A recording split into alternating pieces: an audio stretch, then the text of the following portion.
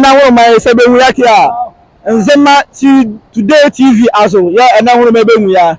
ya gare ke ya ni me de ma mo ele yejimala ya ne ba bia ya ya kezi be jima ni sede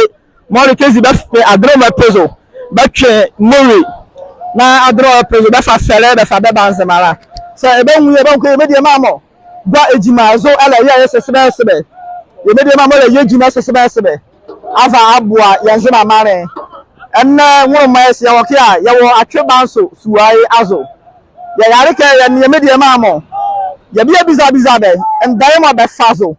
be fa be che sere be fa be ma ya mo nzema ma o ya me ka do nya la sane ye kogbonu a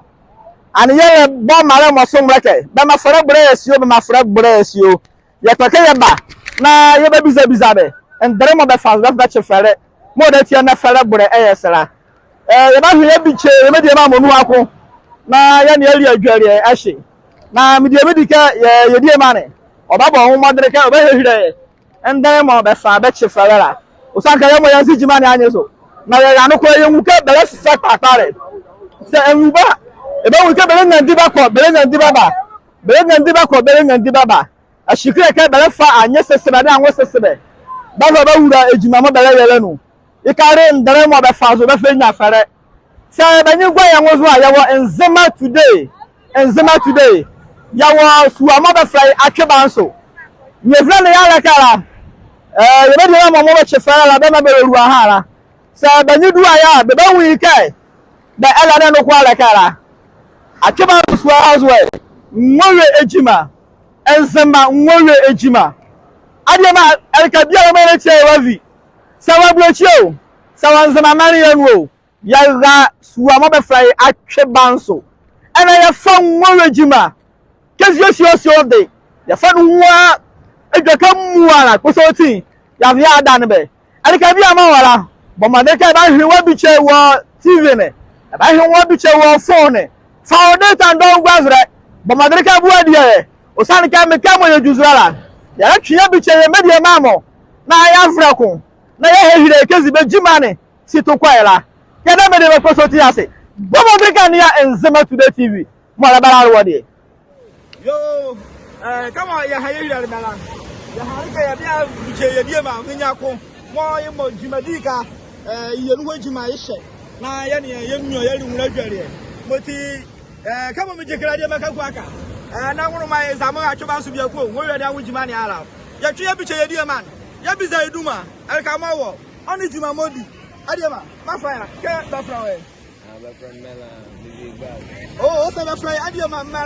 mala vi egbazo adioma mala yangari ngowe jimadi anwo interview yala ye wuke ye be die mama ye ngowe jimala ona fio ya yala mo ho de nyama am fere mo bela futa ka kale ikawa mo la ye be die ka ye mo ye afa sala saba ya ka ye pizza na be ka e ka nu hojo ke chi ye fekre adioma mala back to where we are.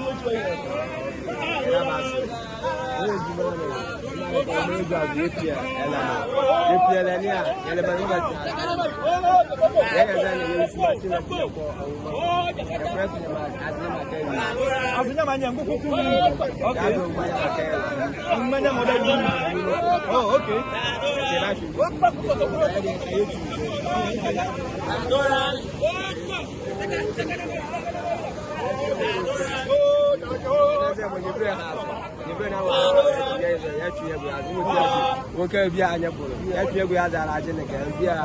aba serious because ma ye di ale ye funu a ati ya rough na wan bia kesi ye bai wa ye na wa ya nye ne oh ade ma na he joka o se back to azenya ma Elizabeth wa umanya ma anwo orejima mo ori ahum ka gba akare ye jikira ye die ma ya kwa ke ye mu ike ejima no o ya si ana ka onye si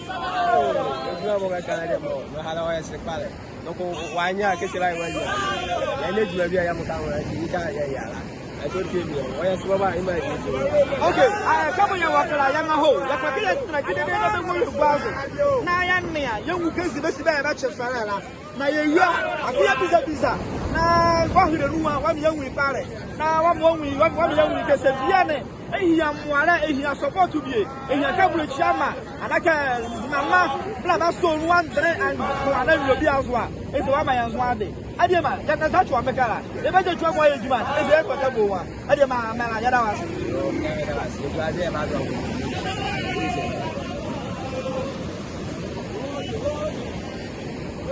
yo ya me ade ma mala aye interview newe kaka mo yejuma na lo be gwa so be la twena o se be mo be de ma be tu do ne ade ba la twe me nyiri yejuma na o pe asade ba nyiri e koro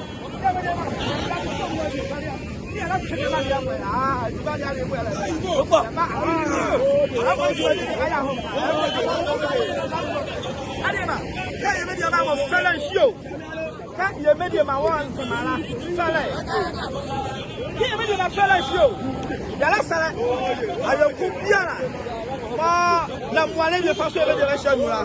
Là, on va voir, mais comment il y a là, il y a une mauvaise interview.